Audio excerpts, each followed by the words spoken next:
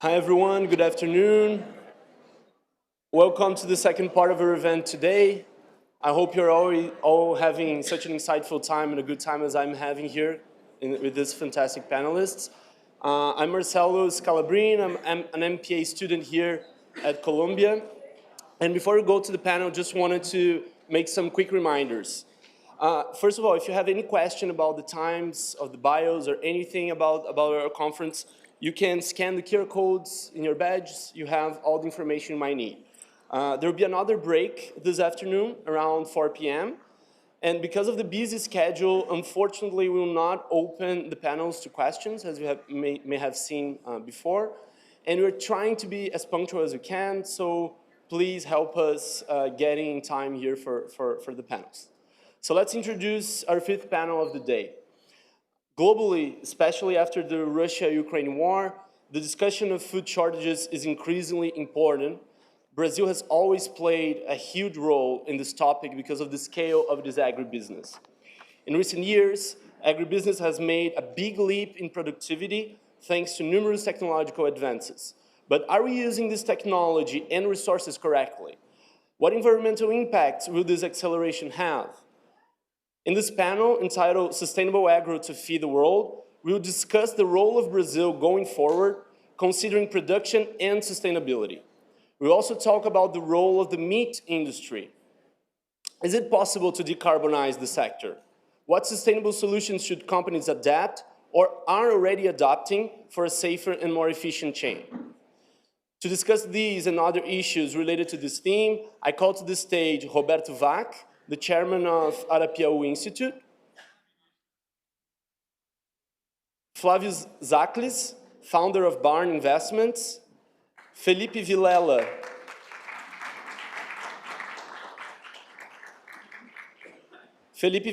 founder and board member of Renature,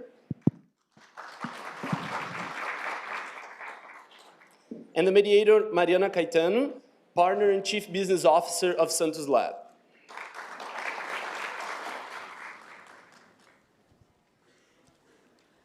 So, we were discussing if we're going to begin speaking Portuguese or English. I guess most people here are from Brazil, so we will continue to do it in Portuguese, because there's a lot of people watching us as well. Eu queria agradecer a Boston Consulting Group, a Henrique, pelo convite.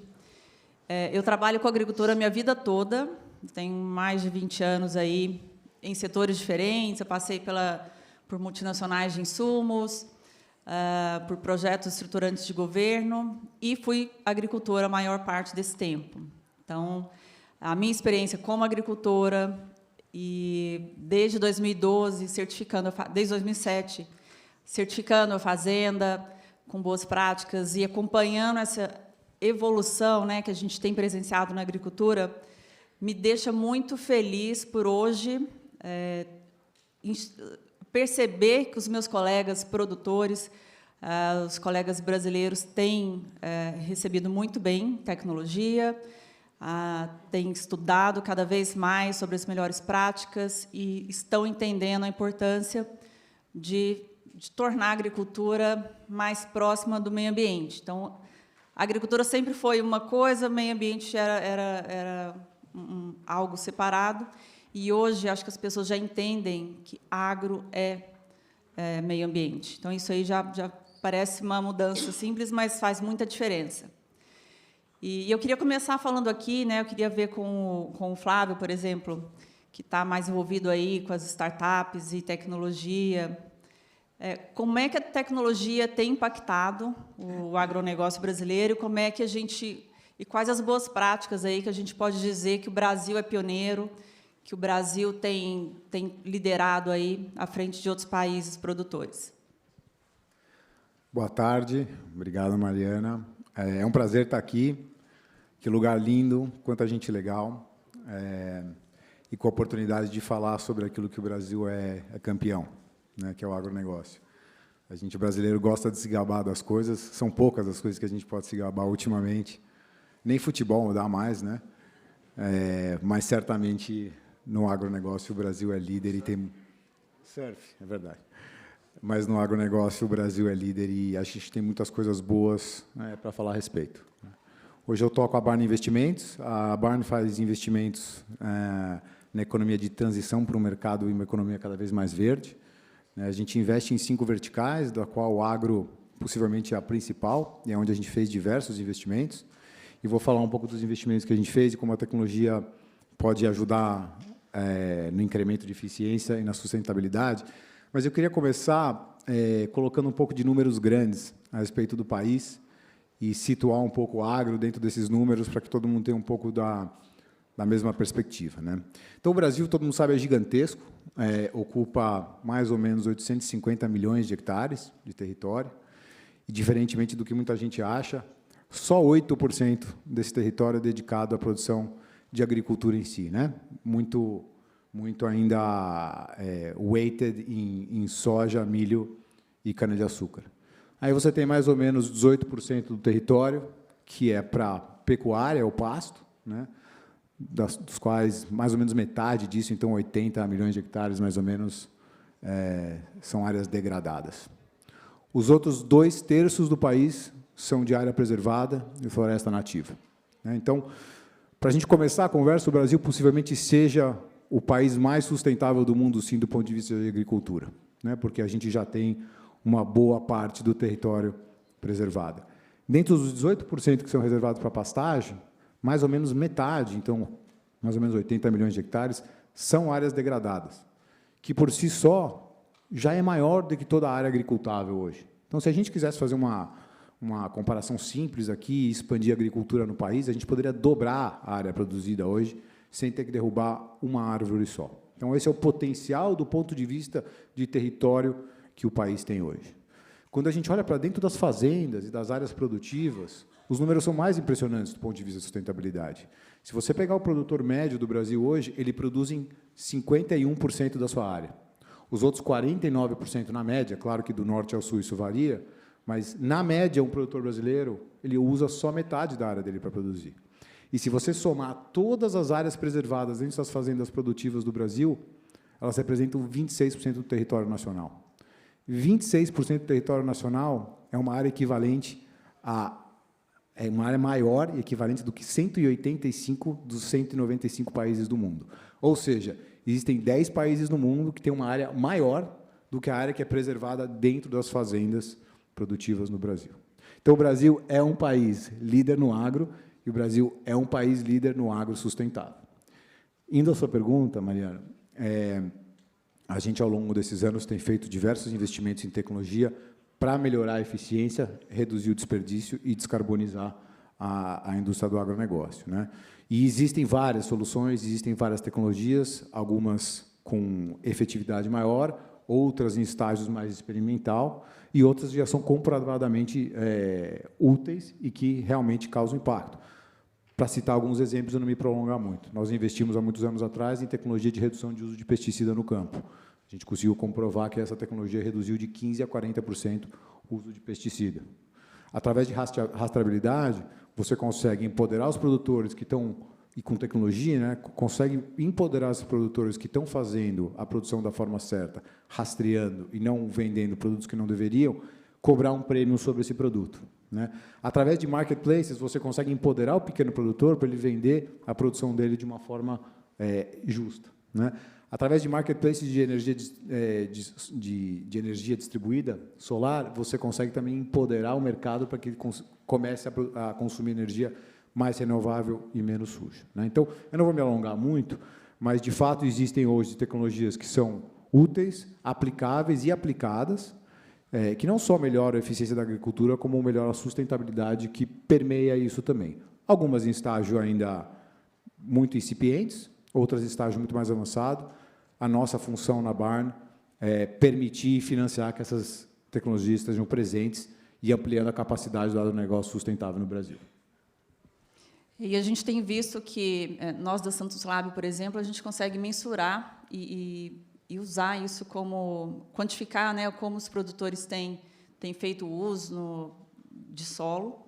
E a gente tem percebido também que tem aumentado bastante o uso de bioinsumos, a agricultura de precisão tem se aprimorado, e também que 90% da área de produção, os produtores fazem o plantio direto, o que é algo que é muito inovador, considerando uma prática que o restante do mundo não consegue cumprir.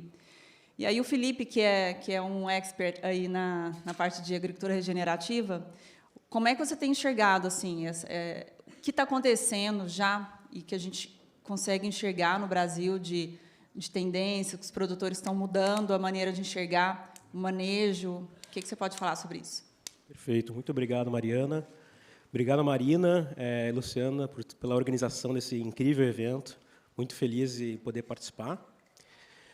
Só brevemente me apresentando, antes de começar a falar um pouco sobre essa dúvida, meu nome é Felipe, sou fundador da Renature, que é uma organização holandesa, brasileira, que apoia produtores e empresas corporativas na transição para a agricultura regenerativa, né? Então, a gente trabalha hoje, principalmente no sul do globo, América Latina, África e Sul da Ásia, apoiando produtores a criar cases que sejam economicamente viáveis com os principais commodities agrícolas que têm impactado tanto o desmatamento quanto a degradação do solo. Então, a gente começou pelo Brasil, Indonésia e a Costa do Marfim. Na Costa do Marfim com cacau, na Indonésia com óleo de palma e no Brasil com soja, criando cases que provem que é mais rentável produzir junto com a natureza do que contra ela, né?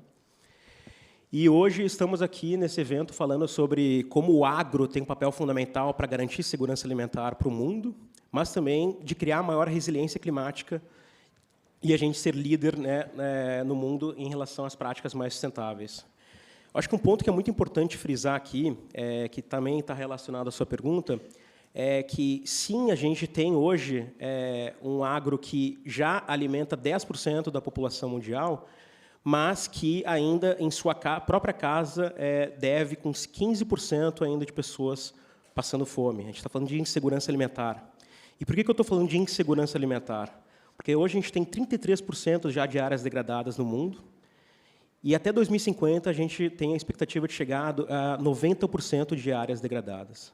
Então, como a gente vai garantir segurança alimentar com o solo que hoje ele cada vez mais está vulnerável às mudanças climáticas? A gente teve aí grandes impactos nas safras, nos grandes commodities no Brasil e no mundo inteiro, 35 bilhões de reais de perda no passado por conta da seca intensa no Paraná na produção de soja, 30% de queda da produção de café, também por conta das geadas no Cerrado Mineiro. A gente trabalha com a Nespresso e muitos produtores estão sendo impactados hoje na cafeicultura em todos os outros commodities agrícolas no mundo. Então, a gente precisa se renovar. E eu acho que tem 3 principais ações que a gente pode tomar aqui para começar a tornar o agro cada vez mais net zero, mas ir além do net zero, né? Porque o net zero se dá o luxo da gente neutralizar nossas emissões, enquanto tem outras pessoas que não são responsáveis, que não estão neutralizando, né? Então, acho que a gente tem que ser carbono positivo. Por isso que a agricultura regenerativa ela é além somente da sustentabilidade e além do net zero, né? Então, quais são essas 3 principais ações? Primeiro, desmatamento zero. Segundo, transição de práticas convencionais para práticas regenerativas. E o terceiro é tornar a potência da bioeconomia no país. Então, zero desmatamento. A gente precisa urgentemente monitorar as áreas de desmatamento e criar legislações que fortalecem o monitoramento do desmatamento e a gente consiga também estimular o setor privado, as grandes multinacionais que compram os grandes commodities do Brasil a fornecer produtos provenientes de desmatamento zero, né? A gente faz parte de diferentes coalizões na Europa que hoje estão negando, né, comprar produtos provenientes de desmatamento. Então, acho que essa agenda de zero desmatamento é crucial e é muito importante. Eu fico muito feliz também da Nathalie ter comentado isso no primeiro painel. E a segunda seria a transição de práticas convencionais para práticas regenerativas, né? A gente vê hoje diferentes práticas que hoje estão cada vez mais vulneráveis aos efeitos climáticos. Então, práticas como plantio direto, que engloba dentro da agricultura regenerativa, também a parte de plantio de cobertura de solo, né? Assim como nós, seres humanos, precisamos passar protetor solar para não nos queimarmos, o solo age da mesma maneira. Se a gente não cobrir o solo imediatamente, a gente não consegue estocar esse carbono de volta no solo, aumentar a capacidade de infiltração de água e ter mais circular mais nutrientes no solo. Então, segundo também a questão da cobertura de solo, diversificação e rotação de culturas, que aí vai a integração lavoura-pecuária, floresta, agrofloresta e outras práticas. E também a questão da transição de insumos sintéticos para insumos biológicos, né, que hoje é uma grande revolução, e o Flávio aqui comentou uma delas, para a gente diminuir essa dependência de insumos externos, né. Ainda mais com a guerra na Ucrânia, a gente teve o impacto no preço dos fertilizantes, e isso tem feito produtores se renovarem e procurarem soluções mais biológicas para controle de pragas e doenças, né. Então, essa segunda e a terceira, só para fechar, então, é a bioeconomia, a gente conseguir ir além somente da visão míope de carbono, né, que é o Carbon Tunnel Vision, a gente olhar somente o carbono como um asset, né, dos serviços ecossistêmicos, mas a gente olhar para a biodiversidade e água, que são outros recursos fundamentais. A gente está fazendo, inclusive, um piloto de crédito de pagamento para a biodiversidade com cafeicultores no Brasil, com a Plan Vivo e com a Opol, onde produtores vão ser remunerados pelo aumento de polinizadores, de insetos, de pássaros em sua lavoura. Então, a gente pode ir além de carbono. E também eu fiquei muito feliz de ouvir na parte de descarbonização e da bioeconomia a questão do insetting, né? A gente tem muitas empresas corporativas, principalmente da indústria fashion, que vêm até nós, querendo fazer projetos de compensação de carbono, o offsetting tradicional, mas eles não têm ainda mapeadas nem a origem do algodão, por exemplo. E muitas empresas de alimentos, fashion, pulp and paper, cosméticos, ainda não têm essa rastreabilidade de seus produtos e estão buscando fazer o offset, enquanto que o mais importante é a gente entender a origem desses produtos e fazer a compensação dentro da cadeia de suprimento. Então, a agenda de bioeconomia tem que fortalecer essa agenda de insetting e a gente começar a fazer essa compensação dentro da cadeia produtiva e além somente da visão míope de carbono. E isso é muito importante também, que as pessoas, né, que não estão muito no dia a dia da agricultura, elas têm a impressão de que a agricultura é uma coisa para pessoas mais velhas, né, de mentalidade mais ultrapassada. E ao contrário, assim, o Brasil hoje, a idade média de um produtor brasileiro é de 48 anos, 46 anos, e a idade média de um produtor da região do centro-oeste brasileiro, do Cerrado brasileiro, é de 38 anos. Então, aí a gente está falando de outra geração, né, que pensa diferente, que tem novas ideias, e ele já entende que ele pode desmatar, legalmente falando, uma área que ele tenha, mas ele já começa a pensar que aí ele não vai poder fazer exportação, porque as tradings não vão poder comprar desse produtor. Então, a gente começa a ter uma mentalidade mudando no campo, pensando mais nesse longo prazo, até na parte comercial, né? Ele tem uma visão mais de compliance, de governança, porque ele tá olhando para crédito, né? E crédito daqui para frente ele vai mudar muito a relação com os produtores rurais. O produtor precisa estar de acordo para conseguir acessar crédito, senão ele vai ter que pagar taxas mais altas.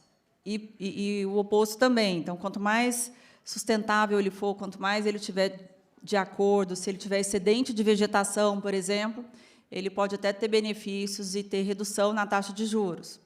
E aí a gente começa a falar de educação, ele começa a ter interesse e começa a mudar as práticas agrícolas, a gente começa a mudar a história. E um assunto assim, que sempre é um pouco mais, gera muitas dúvidas, é sobre a questão da pecuária também. Aí eu vou falar com o Roberto. Como é que a gente pode trabalhar uma pecuária de mais baixo carbono? Muito bom estar aqui com vocês. Obrigado pela questão e acho fundamental um evento como esse. É realmente uma honra estar aqui. Acho que o começo desse jogo tem a ver com rastreabilidade, é a palavra-chave, é o que a gente tem ouvido cada vez mais.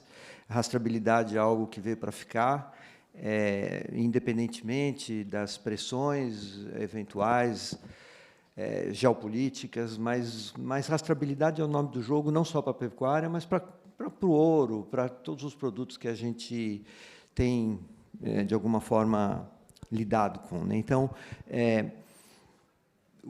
a relação do boi com sustentabilidade passa, inicialmente, por esse tema da rastreabilidade.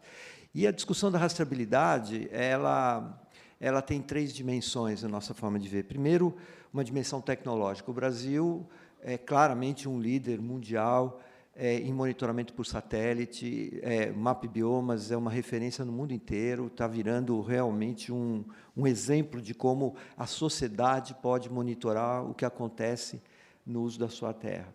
São várias outras iniciativas parecidas, mas só estou dando um exemplo de uma que é vencedora e que permite à sociedade utilizar um instrumento público de monitoramento do que acontece na Terra. Então, no campo do monitoramento por satélite, nós estamos realmente no topo da pirâmide do mundo. Resolve? Não, não resolve tudo. Ele permite você identificar áreas de risco. O que tem que acontecer para que o uso dessa tecnologia resulte efetivamente numa mudança de prática? É entender o que acontece na cadeia inteira de suprimentos, nas transações das cadeias de suprimento. Então, exatamente onde está ocorrendo o desmatamento, onde estão ocorrendo os problemas, a gente consegue saber com muita precisão, e se quiser agir, a gente consegue agir. O problema é que você não sabe exatamente, na cadeia inteira de suprimentos, que às vezes é muito longa, como aquele eventual produto entrou dentro dessa cadeia e de onde ele saiu, se ele saiu de uma área de alto risco ou de uma área de baixo risco. E aí, o grande desafio é mergulhar nas transações entre os elos de cadeia. E aí, de novo, nós, hoje, acho que podemos contar com tecnologias do tipo blockchain, big data, etc., já estão sendo amplamente utilizadas para dar visibilidade de como essas transações vão ocorrendo. Mas tem elementos fundamentais, que são os elementos humanos, os elementos comerciais. Principalmente no boi, são transações spot. Então, você não tem contratos de longo prazo. E existe uma relação de poder entre as partes, entre o produtor e a indústria. Você abrir completamente os dados fragiliza um dos elos da cadeia. Então, esse campo que é o do relacionamento, das transações comerciais que acontecem, é algo que a gente precisa avançar muito. E a palavra-chave nesse jogo é inclusão e não exclusão. Então, quando a gente trata do tema, vamos dizer, do sustainable boi, não dá para deixar de fora o tema da inclusão.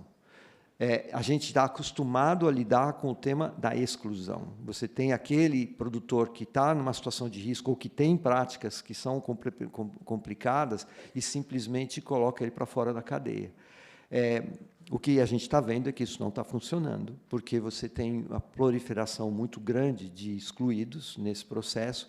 Então, o componente social, nesse tema da rastreabilidade, é igualmente importante quando a gente compara com o tema da tecnologia. Uma vez que a questão da rastreabilidade esteja minimamente solucionada, dá para a gente começar a falar de carbono, porque se você não tem rastreabilidade, você não sabe a pegada de carbono ao longo de toda a cadeia. Então, um dos grandes desafios do setor, no campo das mudanças climáticas, é justamente compreender com muita precisão como essas cadeias vão se comportando e aí colocar metodologias para a mensuração de carbono, e o Science Based Targets é uma das iniciativas mais importantes. O Brasil tem tido uma participação relevante no Science Based Targets, tem utilizado metodologias, e a gente, de certa forma, está aí na fronteira da discussão de como medir metano, carbono e vários outros resíduos e situações que não são desejáveis ao longo da cadeia. Então, o mundo, uma vez que o mundo da rastreabilidade seja minimamente resolvido com a questão da tecnologia, com a questão da Big Data e com a inclusão, aí sim é possível colocar todas as metodologias que já estão disponíveis para começar a mexer nos ponteiros. Por exemplo, o metano, todo o processo de manejo de despastagem, né? Nós, como você colocou, né? A gente tem uma área imensa, com uma subprodução muito grande. Melhorias de manejo de pasto fazem uma diferença enorme dentro do todo o processo de emissão. A área da nutrição animal tem uma frente imensa de oportunidades no campo de nutrição, uma frente muito interessante na área de melhoramento genético. práticas de uso da terra. E, para terminar, um pouco, né, do que o Felipe já colocou, é a combinação da produção do boi com restauração florestal, com atividade florestal. A carne carbono neutro, que já está no mercado, é uma carne que combina a produção do boi com a atividade florestal. Tem várias alternativas para isso. A restauração florestal, como uma fronteira de uso da terra no Brasil, ela traz para o agronegócio uma oportunidade de fazer com que a produção de commodities do Brasil seja ainda mais limpa do ponto de vista de emissões do que já é. Então, a gente tem uma oportunidade no Brasil de combinar a produção de commodities, de grãos, boi e outras, com a atividade florestal como nenhum outro país do mundo. Eu acho que esse é um caminho que o Brasil tem e que nenhum outro país tem. Essa combinação das duas atividades já está gerando hoje no mercado a carne carbono neutro. Se quiser entrar hoje no supermercado, já existe a carne carbono neutro, é uma das únicas que estão disponíveis no mercado, já alinhando a esse processo de food transition que foi inicialmente colocado aqui, que a gente pode conversar um pouquinho mais também. A própria Embrapa, né, já tem estudos mostrando vários sistemas de sistema silvopastoriz e LPF, mostrando que a produtividade ela acompanha também a redução de emissões, né? Então, acho que realmente a gente tem já evidências desses modelos, e principalmente a Colômbia, que é um país modelo em relação ao sistema silvopastoriz, que demonstram como a gente está inovando e utilizando melhores práticas para estocar carbono no solo, né? No fundo, a sustentabilidade está 100% ligada com a eficiência, né? Quanto mais eficiente a gente for, quanto menos for o desperdício, mais sustentável é, né? Então, no limite, se você for 100% eficiente, você é 100% sustentável, né? Então, muitas vezes a gente tenta falar de sustentabilidade sem levar em consideração os processos e os erros que tem no caminho, mas eliminando esses erros e melhorando o processo, você consegue ser muito mais sustentável do que você já é, sem muita inovação. Com inovação em cima, então, realmente, você consegue dar avanços significativos, né?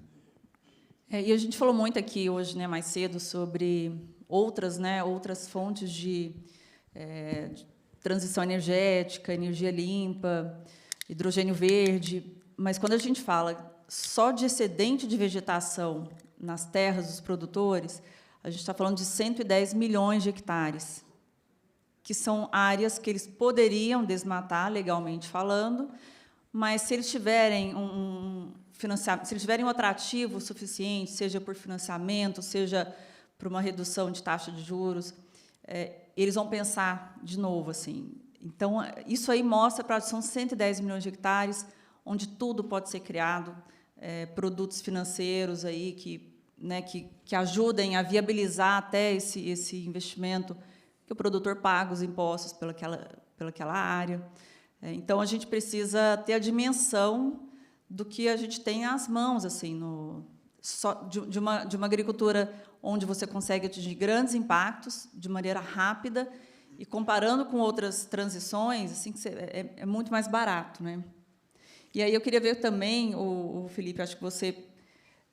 foi um tema que foi bastante discutido esse ano, que era a importância da produção, do aumento de produtividade, mas aí também a fome veio em muitos lugares, né, do mundo, assim. E é um dilema, né? Você não pode expandir área, mas você tem que alimentar as pessoas, e o mundo está passando por problemas nesse sentido. O Brasil está muito bem posicionado, o Brasil é naturalmente diversificado.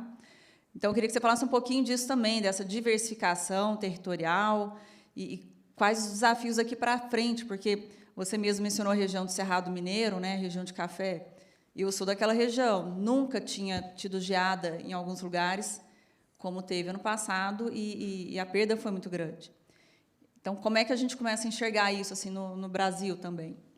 Perfeito, Mariana. Ótimo exemplo, até ela ter comentado do café, né, que eu acho que é uma cultura super importante. O Brasil é o maior exportador de café do mundo, né, e hoje o Cerrado Mineiro está sendo super impactado por conta da volatilidade climática.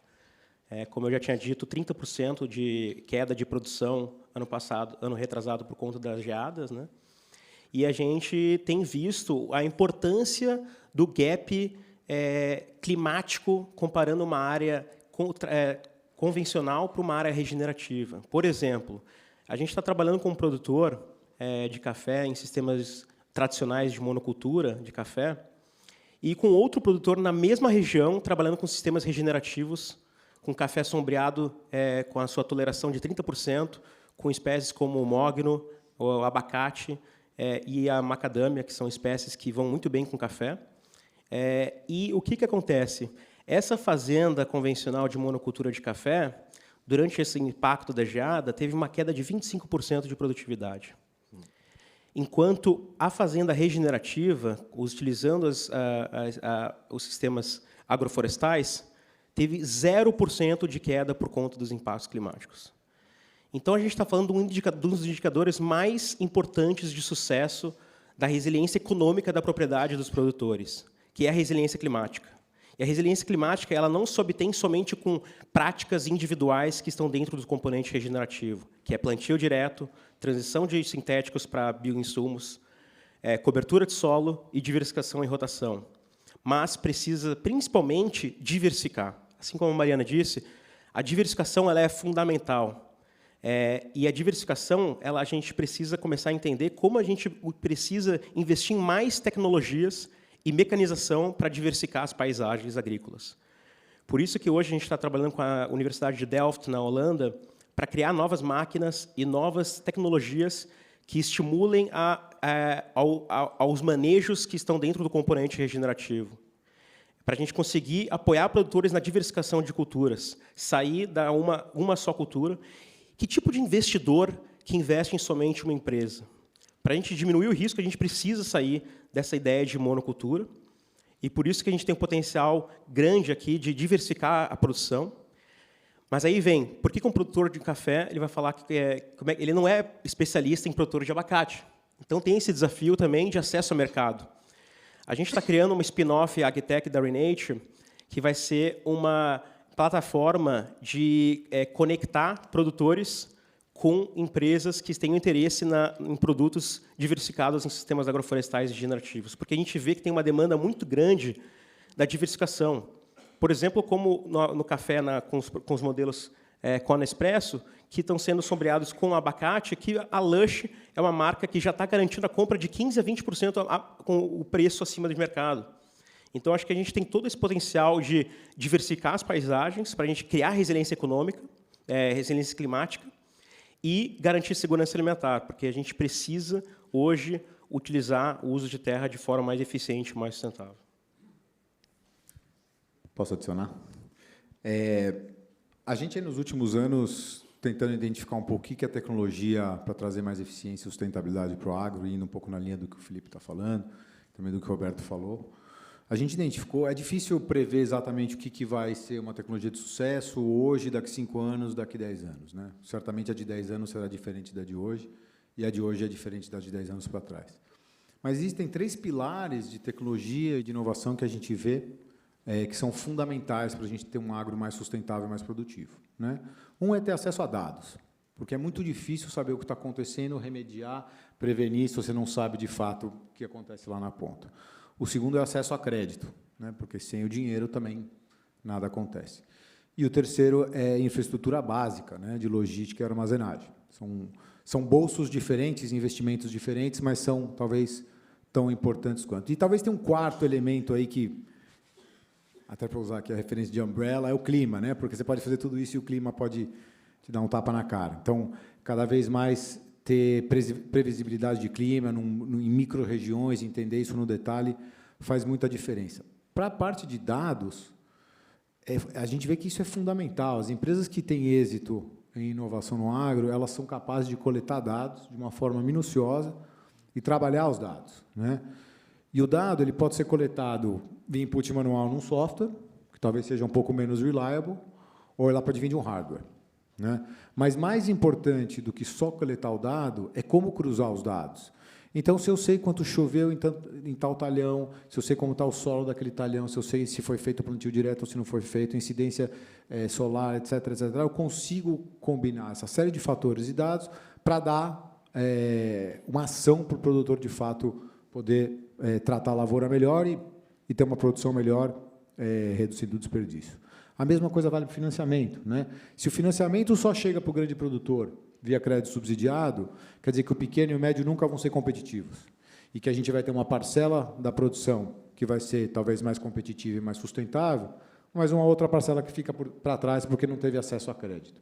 Então, é fundamental investir em tecnologia que esteja disseminando o crédito de uma forma mais abrangente, né? Então, a gente fez alguns investimentos nesse caminho.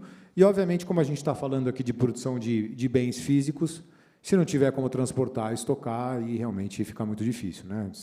O produtor é um empreendedor nato, que toma muito risco, né? Ele começa a lavoura com dinheiro, termina quebrado e espera que dê tudo certo para poder pagar as contas e sobrar alguma coisa, né? E no caso da sustentabilidade, acho que a gente tem que reconhecer aqui também que, muitas vezes, é ele que está pagando pela sustentabilidade, né? Afinal das contas, ele está usando metade da terra que ele pode usar, a outra metade, ele que faz a cerca, ele que policia, né? Ele que controla, e quem se beneficia somos todos nós, né? Mas quem está pagando por isso é o produtor. Então, acho que existem diversas tecnologias que já existem, né? Algumas são fáceis da gente identificar, outras que estão nascendo, que vêm contribuindo e vão contribuir demais para que a gente tenha uma agricultura cada vez mais sustentável. Quem sabe daqui a 10, 15 anos a gente possa claim, né, que o Brasil não é só o maior produtor de alimentos do mundo, mas é referência em produção de alimentos, e a gente consiga sair um pouco aqui da armadilha de ser exportador só de produtos primários, né? No painel anterior, se eu não me engano, o Mark, da BCG, falou uma coisa muito correta, né, que o dinheiro vem quando o retorno compensa o risco, né? E isso é verdade. Mas, se o dinheiro não vier, a gente também não consegue inovar para que isso aconteça, né? Então, o Brasil está indo num caminho muito, muito interessante de ser referência na agricultura. Acho que o Brasil, nos próximos anos, não exportará só grãos, mas exportará métodos produtivos, exportará novas formas de defender o plantio, de tratar o plantio, muito na linha do que o Felipe falou também da parte de biotecnologia, né? Eu tenho muita esperança de que tudo que a gente está fazendo para o agro e tudo que o produtor e o agricultor fazem vão colocar o Brasil numa pauta diferente de ser só exportador primário e sim de exportar tecnologia e conhecimento dentro da agropecuária também. Posso fazer um comentário? Eu acho que tem essa questão dos dados, das métricas, é absolutamente crítica e fundamental para tudo que a gente fala de sustentabilidade. Agora, a gente tem um desafio, que é um desafio da conexão da sustentabilidade com o mundo dos investimentos, que é atribuir valor a bens que são muito intangíveis, como, por exemplo, biodiversidade, embora, para quem vem desse campo, não tem nada mais tangível do que biodiversidade, mas quando você traduz o tema da biodiversidade para o mundo financeiro, é muito difícil. Carbono você mede em tonelada, biodiversidade você não mede em tonelada. Um dos desafios que a gente tem no Sustainable Beef é bem-estar animal. Como é que você mede bem-estar animal? E esse é um dos elementos mais importantes no sistema de transição do food transition mundial. As pessoas estão preocupadas com o bem-estar animal e grande parte do vegetarianismo tem a ver com o fato das pessoas não quererem mais sacrificar um animal para comer. Então, existe um desafio muito grande que para a gente avançar nessa agenda, como a gente consegue atribuir valor a esses bens sem necessariamente ter que monetizá-los. E esse é um desafio muito grande no campo do mundo dos investimentos. Eu vejo isso avançando, acho que a gente tem elementos interessantes sendo colocados na mesa, mas o Sustainable Agro to Feed the World vai ter que incorporar elementos bastante diferentes e que não são facilmente monetizáveis e incorporados no mundo dos valores das organizações, evaluations, etc., e que são absolutamente críticos, como, né, acho que Felipe, você, Mariano já colocou, que são esses elementos que vão além do carbono. O carbono é fundamental, o carbono é uma bela plataforma, mas o carbono você consegue medir em tonelada. Esses outros bens, não. E a questão social não tem como se desvincular disso. Então, a relação do uso da terra com o bem-estar das pessoas, com o reconhecimento das culturas, do reconhecimento dos valores culturais, por exemplo, é algo que, mais uma vez, eu vejo no Brasil uma enorme oportunidade. Se a gente conseguir ajustar e calibrar bem esse processo, certamente a gente tem como ter uma produção do agro que leve em conta esses elementos muito mais amplos, ainda que não necessariamente monetizáveis da forma mais tradicional, né? E é por isso que os produtores precisam começar a receber pagamentos por serviços ambientais, né? Isso já é algo que se fala bastante.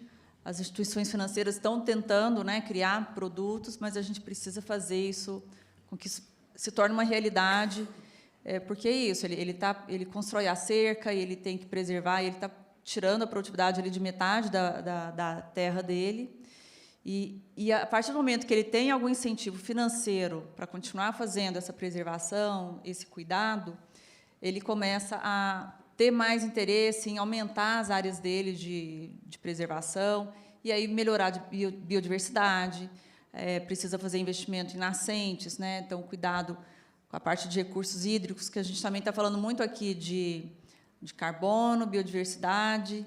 Água é um tema muito relevante. Assim, a gente, todo ano, acho que vai chegando a hora quase de ter que fazer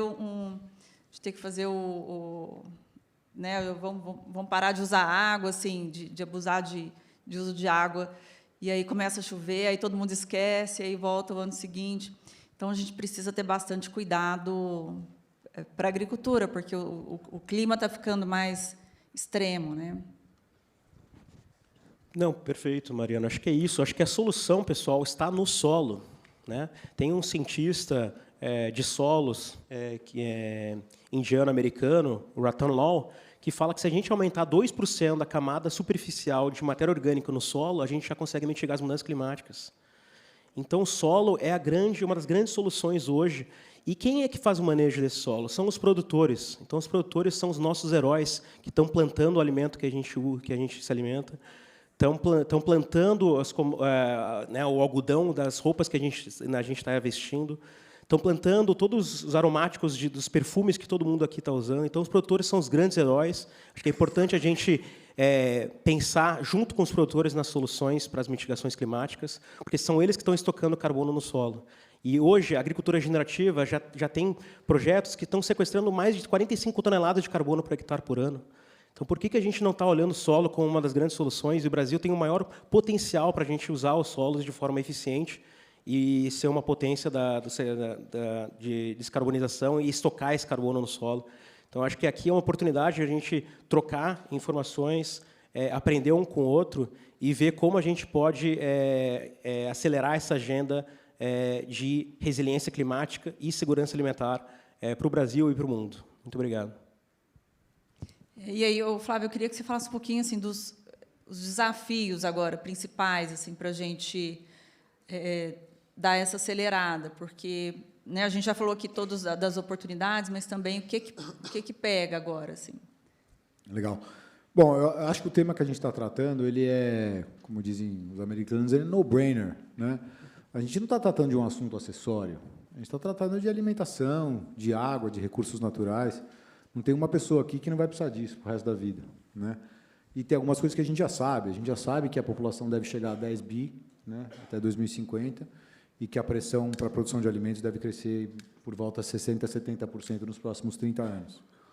E a boa notícia para a gente é que 40% deve vir do Brasil, desse crescimento, né?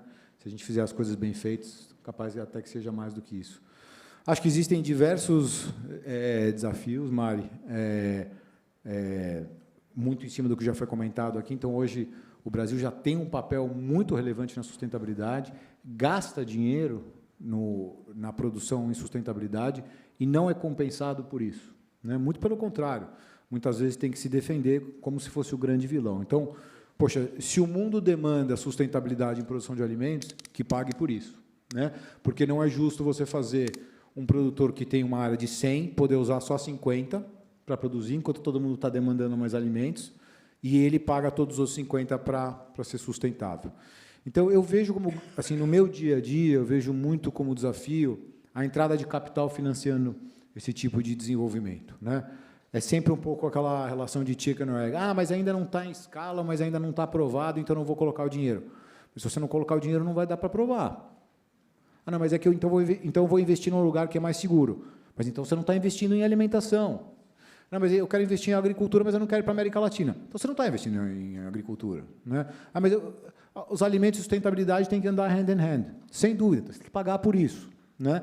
Então eu ainda sinto no meu dia a dia um esforço tremendo para convencer muita gente do óbvio. Muito do que a gente fala é o óbvio, né? Tem que ter mais alimento, tem que preservar, tem que produzir mais eficientemente, existem tecnologias para isso. Where's the money? Né? E não vou entrar em questões políticas aqui, porque não é o caso. Eu acho que o que a gente está fazendo aqui é o que a gente pode fazer para ajudar, né? Que é mudar a narrativa do Brasil, mostrar, nós estamos fazendo, nos ajudem, não está perfeito, tem um monte de problema, tem que melhorar um monte de coisa, mas a gente também depende de capital externo, a gente depende de investimento, a gente depende de uma série de recursos que talvez a gente não tenha para poder puxar essa agenda para frente, né? Então, eu acho que existem diversos desafios, acho que conferências como essa são uma parte da solução. A gente tem que gastar o nosso tempo aqui para educar as pessoas e contar o que a gente está contando aqui para um número muito maior de pessoas, né, e tentar convencê-las. E eu acho que também, do outro lado, precisa ter um pouco de abertura, né, para entender que, ao se investir em coisas novas, é preciso tomar risco, né, e as respostas elas não estarão lá no curto prazo, precisa testar. Então, isso posto, eu sou super otimista com o Brasil. Acho que desde que eu comecei a trabalhar, eu escuto que o Brasil é o país do futuro, né? E que a gente tem o Golden Ticket. Dessa vez, trocamos o Golden pelo Green Ticket. E eu realmente acho que, dados os problemas que o mundo enfrenta, dados os problemas que a gente escuta da maioria das pessoas, de food insecurity, food inflation, supply chain problems, poxa, essa é uma bola da vez, né? A gente precisa conseguir capitalizar isso da forma correta para que perdure no longo prazo. Não, eu queria adicionar, eu concordo totalmente, eu acho que a gente tem um desafio aqui de mostrar esses valores, mas eu só queria adicionar um elemento que é o da economia da conservação. A gente tem toda a economia da produção, do agro, mas, como vocês colocaram, o agro não se dissocia, especialmente no Brasil, da conservação. E a economia da conservação, ela praticamente não existe. Acho que há uma fronteira no pagamento por serviços ambientais e tal, mas, do ponto de vista de dimensão, ela precisa ser alçada a outro patamar. E eu acho que ela vai ser alçada a outro patamar. Não porque alguém vai fazer o favor e tal, mas porque vai fazer sentido para o mundo que a conservação tenha valor.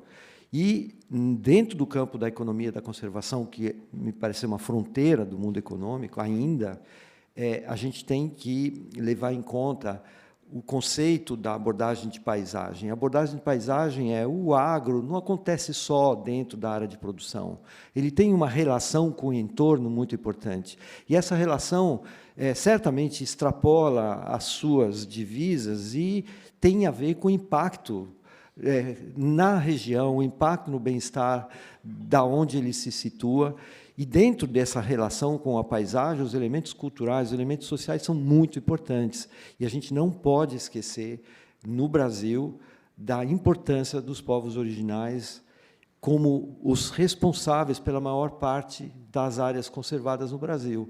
Então, eu não consigo dissociar a ocupação da terra do Brasil, por exemplo, para um agro sustentável, com a responsabilidade desse agro com o resto do que acontece no país, com o cuidado com as áreas de conservação, com o cuidado com as áreas que são dos povos originais e no reconhecimento do papel dos povos originais na área da conservação. A gente não deveria dissociar essas coisas como país. E a gente acho que tem muito orgulho de ter um país que combina essa riqueza da conservação, da cultura, dos povos originais, desse sistema, que é um sistema de produção, muito mais alinhado com o que o mundo vai precisar ter, não é nem que vai querer ter. Não tem outra alternativa a não ser fazer essa combinação com uma abordagem que a gente chama de abordagem de paisagem mais ampla, que extrapola as fronteiras das propriedades. É muito bom. Eu acho que a gente tentou trazer aqui um cenário, né? O agronegócio brasileiro, eu falo assim, acho que ele é um universo por si só, porque a gente tem tantas realidades diferentes, perfis de produtores, regiões, e aqui a gente tentou falar um pouquinho de áreas diferentes do agronegócio também. É um assunto que dá para passar a tarde aqui, né, falando. E eu queria agradecer aí a presença de todos e estamos aqui também à disposição depois para conversar com todo mundo aí.